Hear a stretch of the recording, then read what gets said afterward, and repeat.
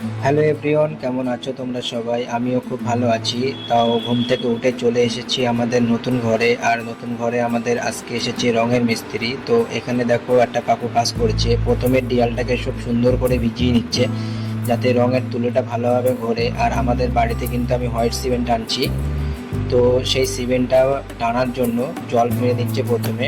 আর তারপরে আর এক কাকু কিন্তু এদিকে বালতিতে রং গুলছে। রং গুলার পরে তারপরে কিন্তু এটাকে টানা হবে পুরো দেয়ালে।